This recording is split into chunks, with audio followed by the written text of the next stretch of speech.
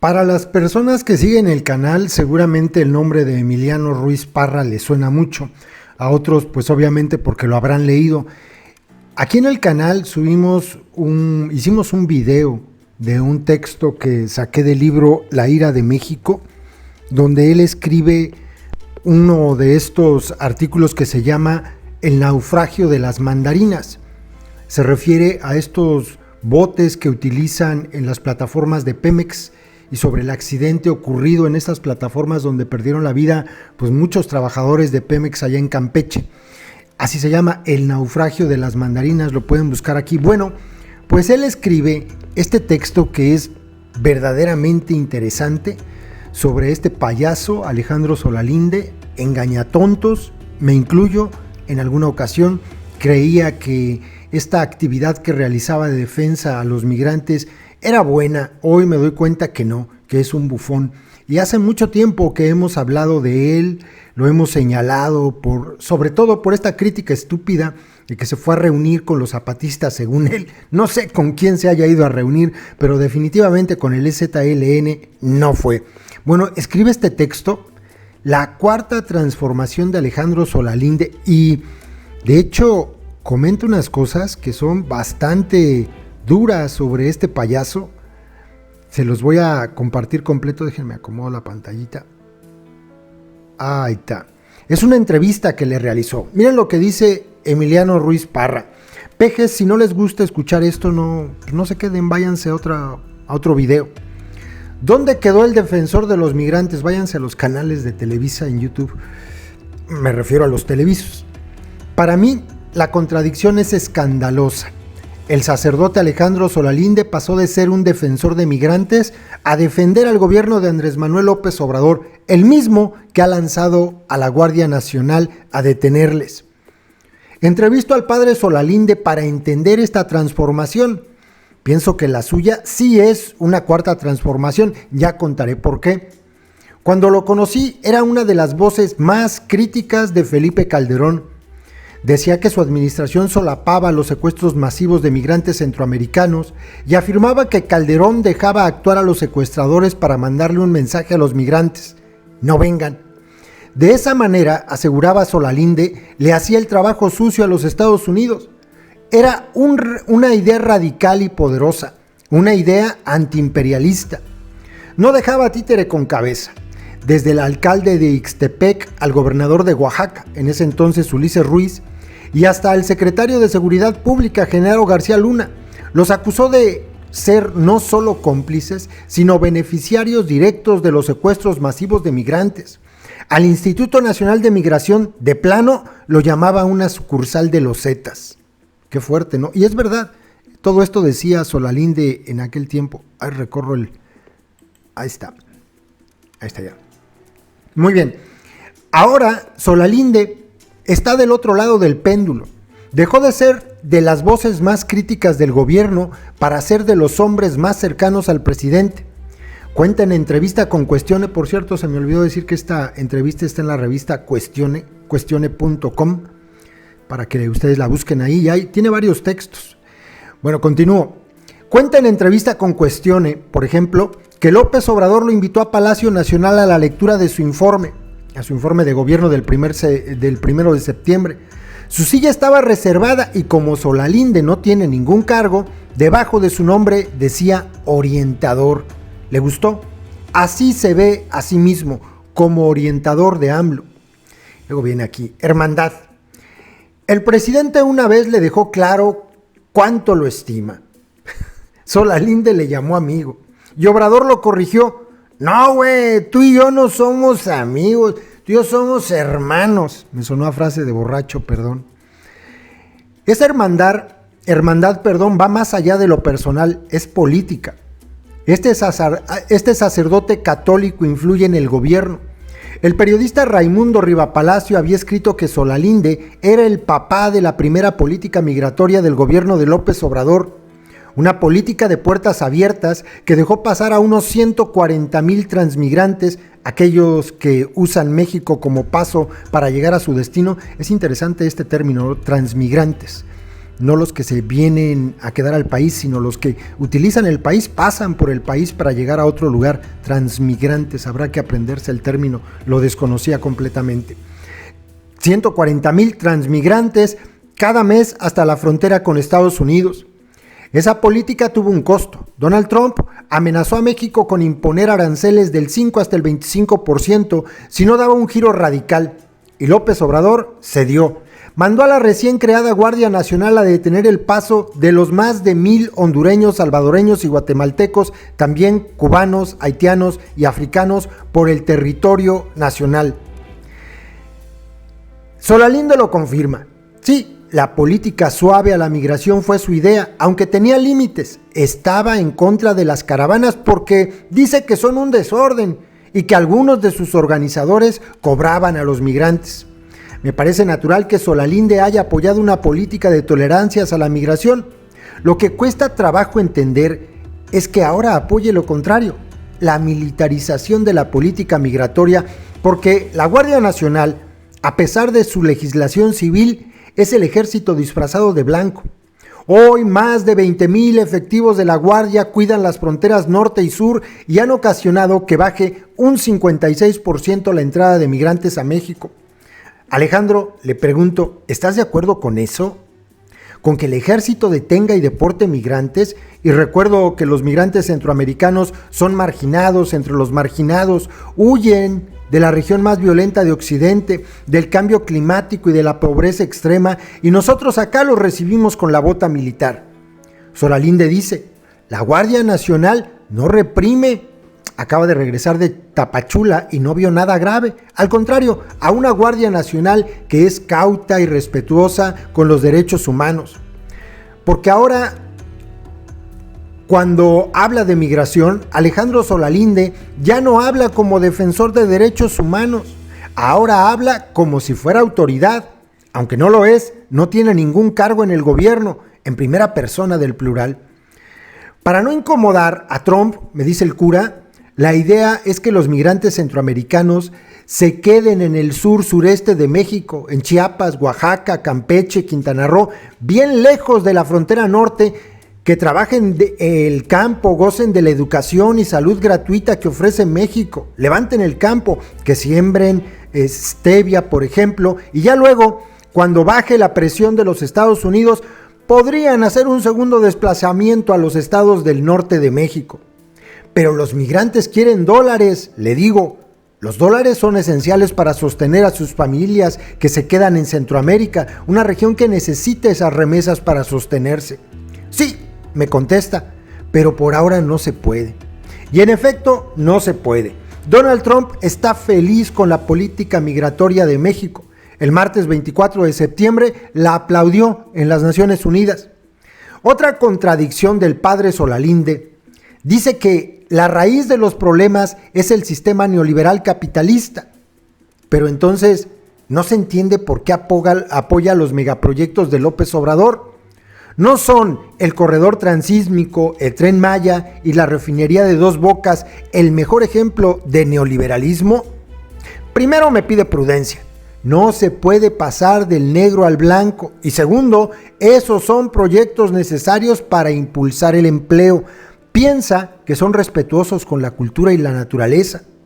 Por ejemplo, el Tren Maya ha podido ver los planos del tren y allá, donde estará la estación de Chichén Itzá, las columnas de concreto tendrán forma de ceiba. Ese árbol enorme al que le salen espinas del tronco y que se considera sagrado en algunas culturas mesoamericanas.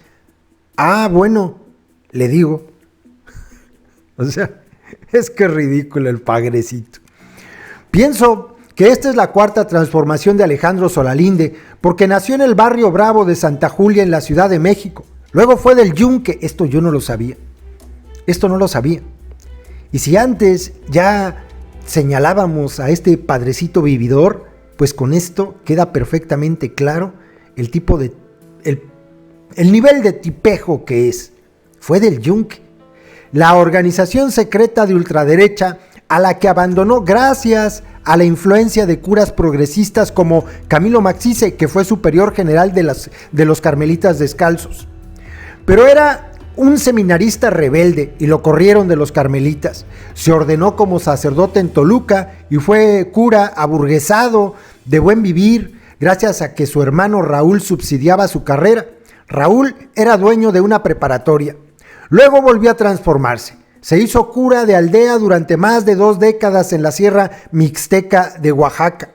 Ya viejo, a los 60 años, fundó el albergue Hermanos en el Camino con la idea de retirarse pacíficamente, llevar una vida relajada, pero ocurrió lo contrario.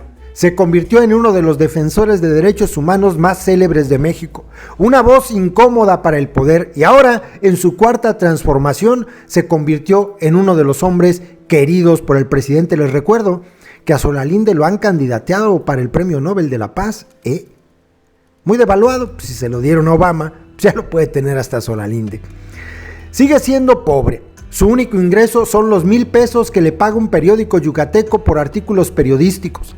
Trae el mismo reloj Casio de hace 8 años y ya no duerme en el patio albergue de Hermanos en el Camino, sino en una casa de religiosas cuya ubicación me pide mantener en sigilo por seguridad. El papel de Solalinde en el obradorismo se notó en Tijuana en el acto del 8 de junio, donde hubo 5 oradores: el presidente López Obrador, el canciller Marcelo Ebrard, el presidente del Consejo Coordinador Empresarial. Los otros 2 eran ministros de culto, el pastor evangélico Arturo Farela y el padre Alejandro Solalinde. Le pregunto a Helio Masferrer, antropólogo especializado en religiones, ¿qué significa esto? ¿Tú qué crees? Más bien, ¿tú crees que Solalinde habló en Tijuana por sus pistolas? Me contrapregunta. No, lo hizo con el aval del Papa Francisco. Solalinde es el portavoz del Papa Francisco. Según Masferrer, investigador emérito de la Escuela Nacional de Antropología e Historia, además de Solalinde, hay un puñado de figuras que apoyan la 4ª transformación desde el ámbito católico. Unos 30 obispos, los jesuitas y el nuncio apostólico Franco Coppola, aunque de ellos la figura más notoria es el propio Solalinde. Esto es lo que conversamos con el sacerdote católico. Le hago una pausa aquí. Bien, le continuamos. Esto es parte, dice Emiliano Ruiz Parra en el artículo de Cuestione, de lo que conversamos con el sacerdote católico. Ahí van las preguntas y respuestas, las preguntas con el guión, las respuestas sin él. Hace 8 años que lo visité en Ixtepec, el albergue estaba en obra negra, cuartos sin construir. Cuénteme, ¿cómo es su vida hoy? Yo soy misionero itinerante. El desafío es cómo ser itinerante en una iglesia residencial que ha perdido esa movilidad que tuvo Jesús. Yo he seguido a los migrantes y siempre he pensado que donde vayan ellos, voy yo. Como ellos estén en la coyuntura que les toque, voy a acompañarlos. Hoy el norte, vamos a decirlo así, está cerrado. No sellado, pero está cerrado. Donald Trump y la política de México podrán cerrarlo, pero no pueden sellarlo, porque de todos modos el crimen organizado pasa de Centroamérica por México y Estados Unidos, y si se puede hasta Canadá. No hay manera de cómo sellar la frontera, ninguna de las dos. Usted denunciaba muy fuerte a Genaro García Luna, Ulises Ruiz, ahora lo escucho en un papel institucional. Leí en una columna de hace 2 semanas a propósito del primer informe que usted es una de las figuras más cercanas al presidente. Fui yo el que lo busqué por el bien de México. Lo busqué porque me interesa el cambio. Siempre me interesan las transformaciones y ya había probado con los demás partidos y vimos que no. Con ellos no iba a llegar a ningún lado con eso del cambio. Entonces me le pegué a él antes de la campaña sin saber si iba a ganar.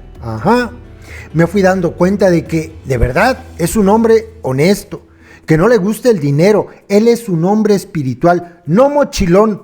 Fíjense lo que dice, es católico. ¿Será? A mí me parece que López Obrador es de una religión de estas que son como sectas de la rodilla ensangrentada, no sé. Yo tenía esa idea, evangélico, no sé, pero dice Solalinde que es católico. Es católico, claro que sí, y para muchos que no sabían, era católico de misa diaria en la universidad. Bendito sea Dios. Otra cosa que me interesa mucho de él es que los dos somos antisistémicos. Caray, hay que decirlo. Todos somos antisistémicos si estamos en contra del sistema neoliberal capitalista. Bendito sea Dios. Los dos somos historiadores. Él es un apasionado de la historia, yo igual. Nos gusta el humanismo. Los dos creemos en México y fuera de todo eso nos hemos entendido. Hay una comunión, yo lo quiero como un hermano. Él me rectificó un día, me dijo, no güey, no somos amigos tuyos, somos hermanos. Y se dieron un beso después de eso. Y voy a ser muy claro, en su gobierno hay colados y hay gente de primer nivel. Se han colado de todo en el Senado, personas que tienen ambiciones personales para 2024. Y él simpatiza mucho también con la idea de que alguna mujer pudiera ser candidata a la presidencia de la República. Dicen que usted fue quien propuso la primera estrategia migratoria de puertas abiertas y de facilitar visas de tránsito. ¿Esto es cierto?, le preguntan. El registro sí, y de facilitar las puertas abiertas también.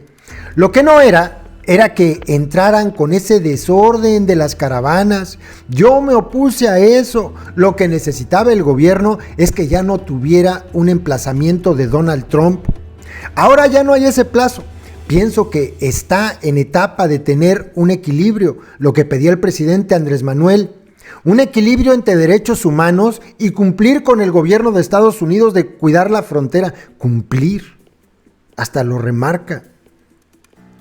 Cumplir. O sea, es una orden. Somos gatos de Donald Trump. Somos el maldito muro. Cumplir con el gobierno de Estados Unidos. No cumplir con la gente de México, sino con el gobierno de Estados Unidos. Menuda sumisión tan más chaqueta. Esta decisión de que la Guardia Nacional operara como contención o policía migratoria no va en contra de la filosofía de que la migración es un derecho. ¿Poner a soldados a contener la migración no fue un shock para usted? Yo acabo de estar en Tapachula. Pude convivir con la Guardia Nacional y estuvieron tan pacíficos, tan tranquilos, no están reprimiendo a nadie. Entonces nosotros somos pendejos y los videos que hemos visto son falsos, ¿no?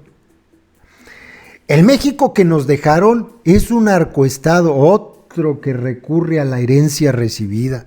Pues así estaba el país y quisieron llegar. ¿Para qué te quejas?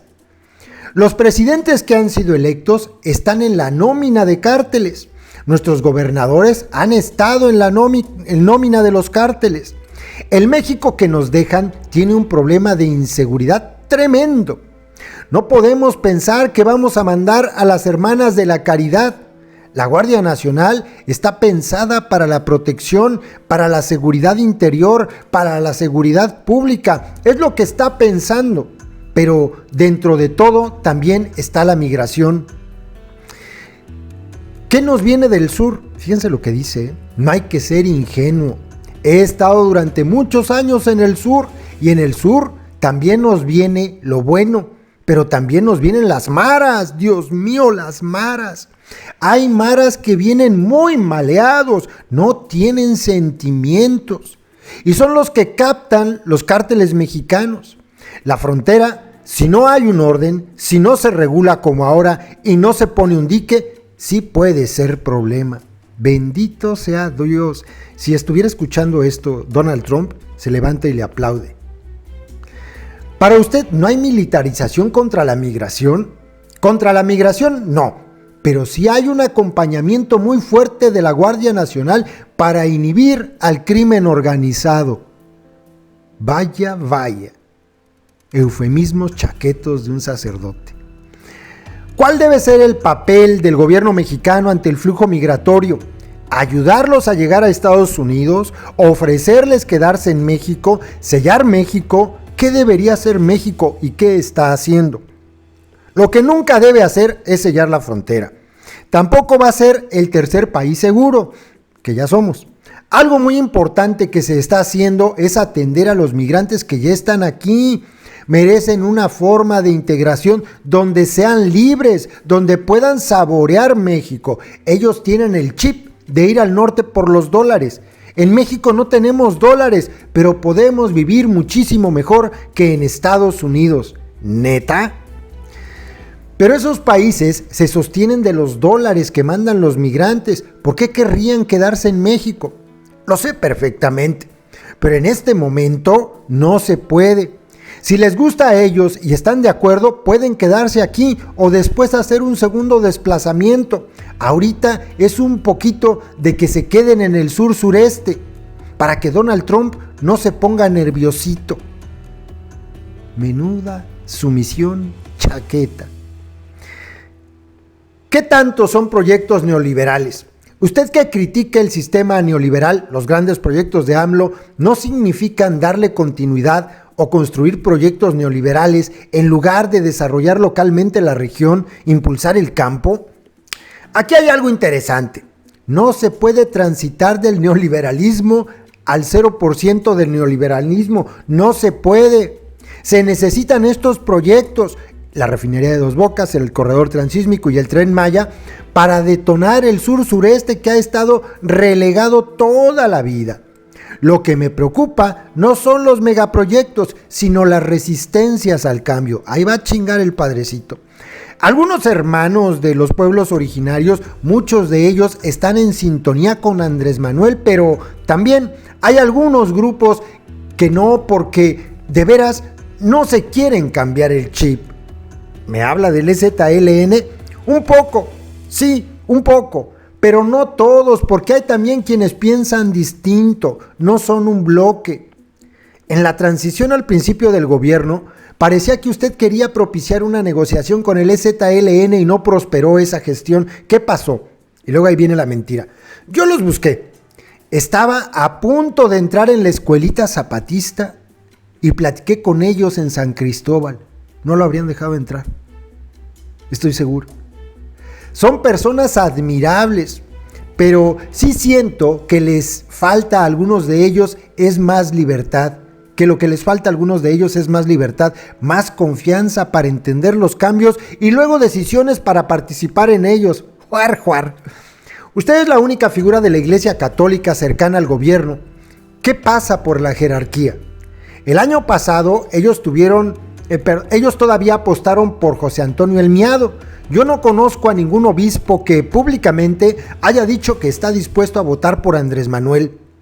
A mí, López Obrador me encarga que busque primero a los jesuitas, porque son la parte de la iglesia más abierta. Después, buscar a los superiores mayores para un diálogo. Y lo tuvimos, un encuentro con personal de gobernación.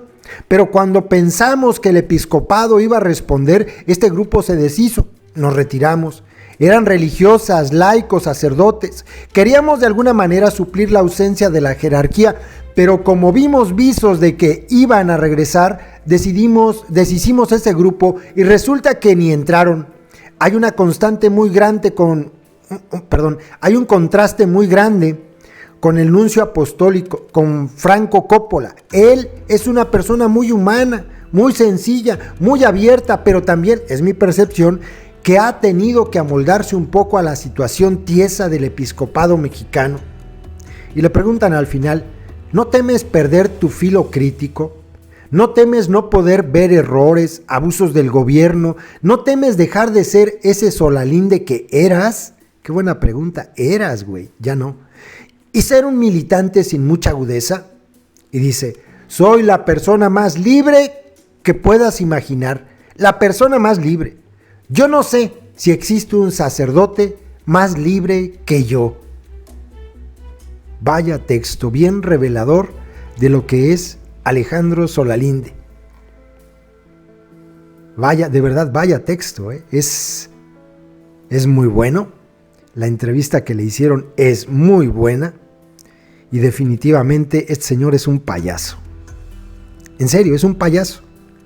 Un payaso y un oportunista. Eso es lo que es.